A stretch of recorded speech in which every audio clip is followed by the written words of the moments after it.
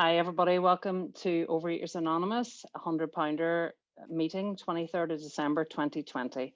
And today we have the lovely GAIL N, who is going to share her story. Take it away, GAIL. Thank you so much, Rita. Thank you. My name's GAIL and I'm a compulsive overeater. And I'm so grateful to be here today to share my story because there was a long time in my OA journey where I never thought I'd have any hope to share again. And today I do, by the grace of my higher power, and I am so grateful for that. So I'm just going to talk a little bit about what life was like before I came to OA and what my life is like now.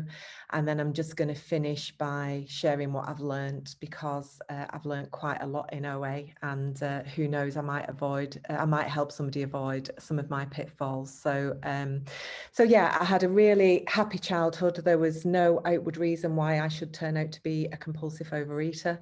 My issues with food started when I left home to get married when I was 23. When I was in charge of food and could buy what I want, could eat what I want when I wanted, and unsurprisingly, I started to put weight on.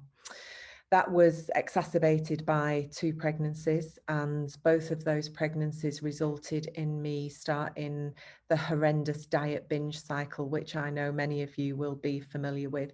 I was either following a diet to the absolute letter or I was binging my head off. There was no happy medium. My top weight was 24.5 stone, 345 pounds. And I think Carol's just going to show a photograph. I share this to give people hope, but I also share that to remind myself where this disease can take me.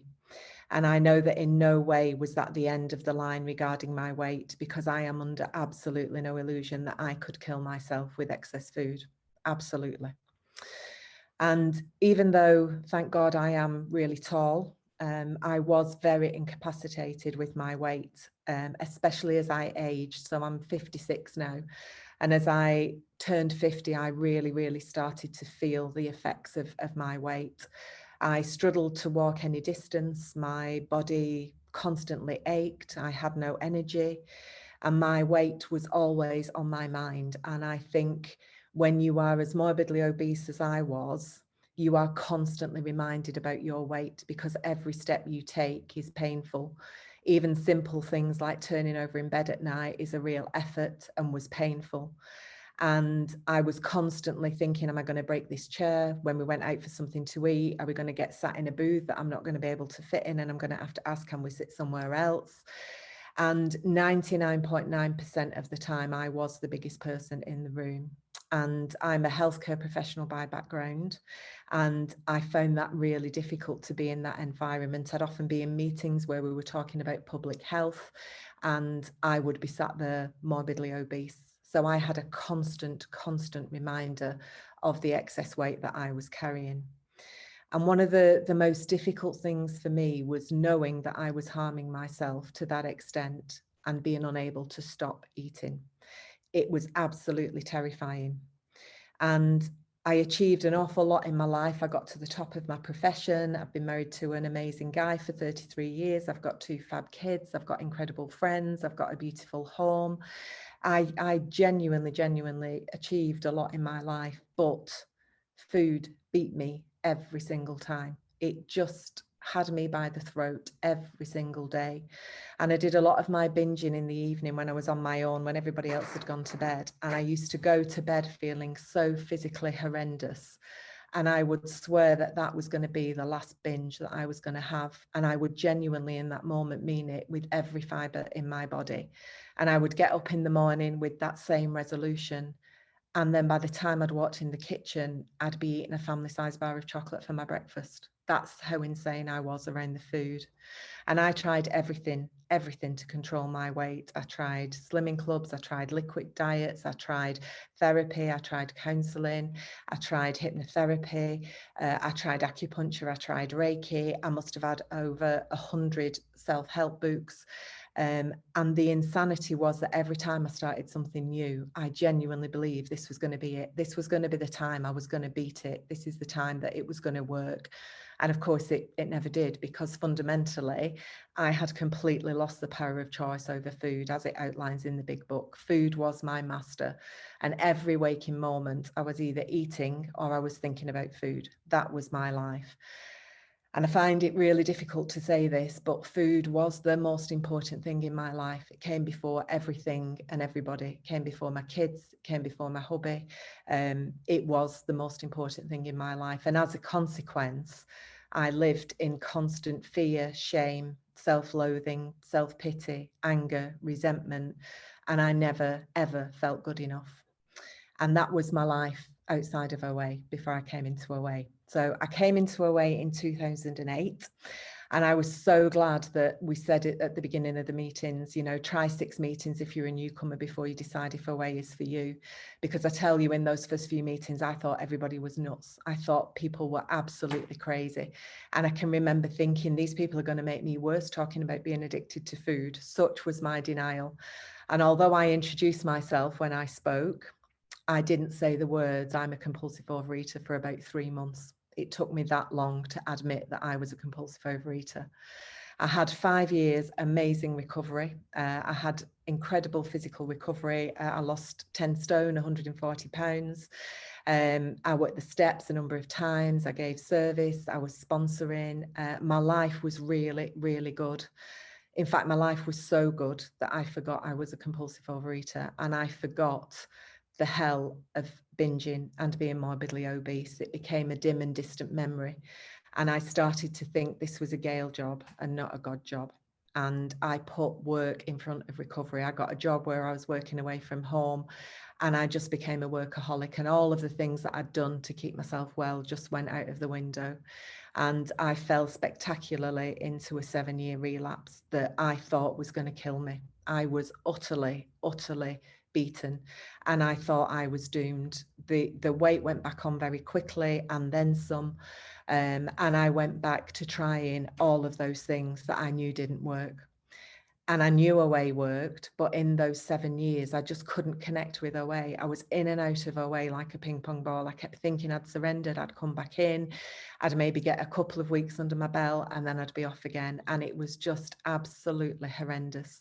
And the thing that kept me in my disease was shame. I felt so ashamed of losing my recovery, of putting all the weight back on. It was just horrendous. And by some miracle, on the 21st of March this year, I came back into the rooms. I've got a really beautiful OA recovery buddy that firmly believes that we are prayed in or prayed back into the rooms when we take that moment's silence at the beginning of a meeting to remember the still suffering compulsive overeater.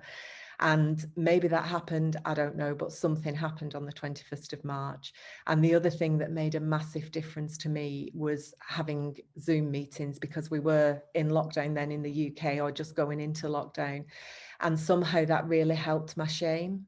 It really, really did. And I'm not sure I would have got my recovery if it hadn't been for this pandemic. So I knew I had to put my alcoholic foods down. I absolutely knew that. So I made a list of the foods that I was going to put down. I asked one of my fellows, could I commit my food to her until I got a sponsor, which I did, and that helped enormously in the early days. I got a sponsor, and my sponsor took me through the big book in a way that I'd never been through the big book before. She took me through the big book line by line, word by word, page by page. And in that book, I found the simple instructions for my recovery. I might try and complicate them. I can make making a cup of coffee complicated, but the instructions in the big book are totally simple. And by the grace of my higher power, I have got recovery on all 3 levels today. I've lost just over 9 stone, 131 pounds, and my body is healing, and that is amazing. I genuinely thought that my body would never be well again, and my body is healing. And the internal transformation is amazing. My emotional and spiritual recovery is just incredible. And, you know, I'm very much a work in progress. Some days are tough, but most days I'm just so grateful for this program. And today, thank God, I know who I am and where I belong. And I am a compulsive overeater and I belong in OA. And the reasons why is really, really clear now. And I know that in my heart and soul, and I don't know that I got that in my first recovery. So there's 4 things that make me different to a normal eater, that mean I have to be in OA. The first thing is that I have a mental twist. So my head tells me I need to eat. I also have a physical allergy. So when I start to eat certain foods, I cannot stop until I physically can't eat anymore. I can't differentiate the true from the false. So my head will say, well, just have this one last binge and that's it. You don't need to do it again. Just eat that box of whatever and you'll never need to do it again. And of course, that's not true, but I believe that in the moment. And then the last thing is that I have a mental blind spot. So the bit of my brain that is wired to keep me safe from walking out in front of a moving car does not work when it comes to food. And in that moment, when my head is telling me to eat, all I can think about is what food is going to do for me, not what it's going to do to me, i.e. take me to a level of weight that will kill me. And because of those 4 things, that is why I need to be in these rooms, because nothing else is going to work, because nothing else addresses all of those 4 things. So just before I finish, I just want to share what I've learned, because as I said at the beginning, this might help somebody not be in the same pitfalls that I was in. So the identification I get in OA has absolutely saved my life twice. It saved my life the first time I came into recovery, and it saved my life as I came out of relapse, because my ego will tell me that I am different to all of you. It will tell me I'm either not as bad as you or I'm worse than you, and therefore OA isn't going to work for me. And one of the things that made the biggest difference when I came back into these rooms, I did a workshop in the UK. I think it was in my 2nd week. And I heard 3 wonderful women sharing about their relapse with so much grace, acceptance and humility.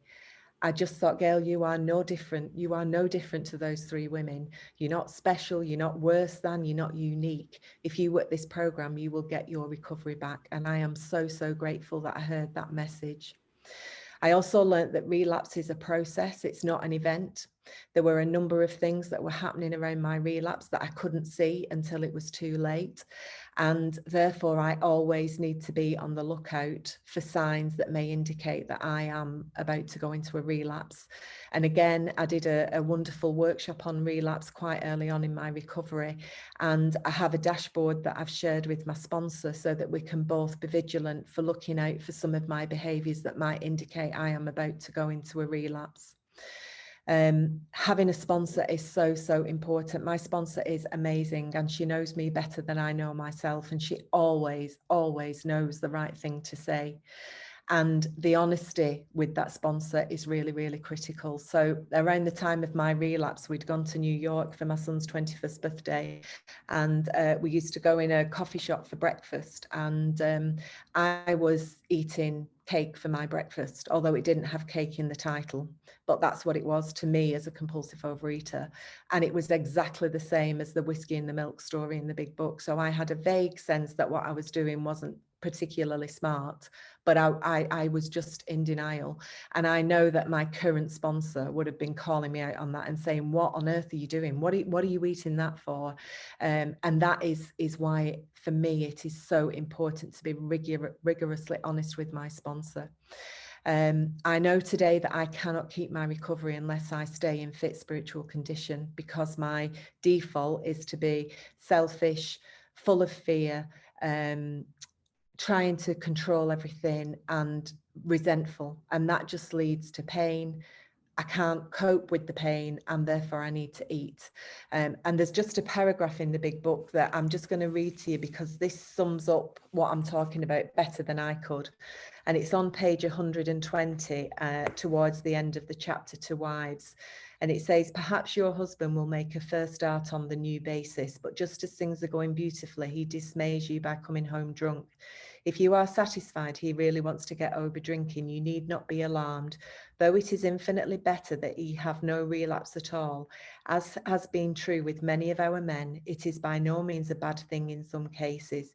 Your husband will see at once that he must redouble his spiritual activities if he expects to survive. And that is exactly what I learned from my relapse, that I have to put so much effort into my spiritual recovery, because the longer I'm in recovery, the harder I have to work this program, because I forget the horrors of being a compulsive overeater and the horrors of being morbidly obese. I need to be really honest with my food, because if I am in the food, then I can't be with God. Honesty is so, so important. And there was a brilliant reading in Voices of Recovery yesterday that talked about just that, that if we share what's going on, then it loses its power. I know that I've got to live in steps 10, 11 and 12, because I have to unblock that channel between me and my higher power, because that is the only defense I have against the food. And if that channel is blocked, then I have no defense against the food. So the 10, 11 and 12 is really, really important. 15 minutes, Gail. Thanks, Mark. Thank you. And there is something truly magical that happens when I sit down with another compulsive overeater and talk about the big book or talk about recovery. The step 12 for me has just brought me so much closer to my higher power, because it is just magical. I cannot explain it, but it just is amazing when we help other people and share our experience, strength and hope. It is just the most beautiful part of the program for me. My relationship with my higher power, I had to reinvent my relationship, because I had a real mental block that the reason I'd relapsed was because my higher power had abandoned me. Of course, that's not true, but in my head, it was a real stumbling block. So my sponsor said, well, why don't you just reinvent your higher power? Just start afresh. And for me, working the steps quickly was important. So yes, I did them thoroughly, but I knew I had to get to step 9 quickly, because that is the way that I cement my relationship with my higher power. So I worked through the steps in about 3 months, and that was really, really important. I know today that I've only got two choices. I'm either in recovery or I try and kill myself with food, and that is my truth. And the final thing is just never lose hope, because in those 7 years of relapse, I lost all my hope. I really, really did. But by some miracle, I came back, I got recovery. And of course, it's just for today. I might wake up tomorrow with a completely different set of ideas that may well put me back in that relapse. But today, I have hope. And then action for me, again, is really, really important, because I can be complacent really, really quickly. So I commit my food every evening, what I'm going to eat the following day. That helps me enormously, because then I don't think about it again. I use the tools and I steep myself in OA, and I love things like listening to podcasts. There are some amazing AA and OA speakers. I get so much, I learn so much out of listening to things like that. I have a sponsor, as I've said. I have to take steps 1, 2 and 3 every single morning, because I wake up untreated.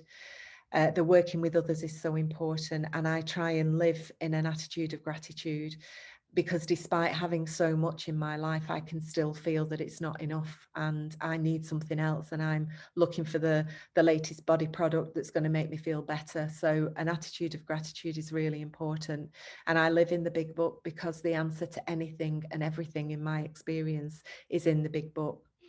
And self-care for me is really, really an important part of my recovery, because for whatever reason, I find it really easy to do things that aren't good for me, whether it's, binge watching Netflix, losing hours on social media, not getting enough sleep, all of those things, I find it really, really easy to do. So my self-care routine is really, really important. And I try and stay out of my own head, because it's a scary place to be. And I try and stay in my hula hoop. In other words, stay out of other people's business. I'm definitely a work in progress on that one. And yeah, so finally, I guess for me, the 3 most important things that I've learned in recovery is that I need to give myself to God every day. My life is no longer my own, it is God's.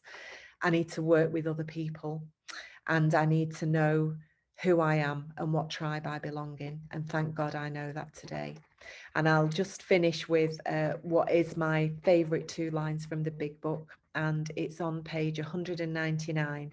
And it quite simply says, I won't have to drink if I remember one simple thing, to keep my hand in the hand of God. Thank you so much for your time. Thank you.